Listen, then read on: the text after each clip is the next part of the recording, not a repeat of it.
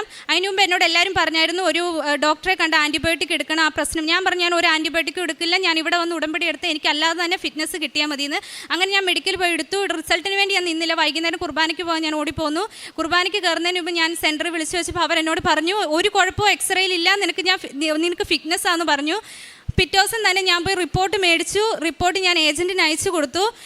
പക്ഷേ വിസ എപ്പോൾ വരുമെന്നോ അങ്ങനത്തെ ഒന്നും എനിക്കറിയത്തില്ലായിരുന്നു. അങ്ങനെ ഒരു ദിവസം തിങ്കളാഴ്ച ഞാൻ റിപ്പോർട്ട് അയച്ചു കൊടുത്തു. വ്യാഴാഴ്ച വൈകുന്നേരം ഞാൻ ഡ്യൂട്ടി ചെയ്യുമ്പോൾ ഒരു ചേട്ടൻ എനിക്ക് സെപ്റ്റംബറിലെ കൃപാസന പത്രം കൊണ്ടുവന്ന് തന്നു.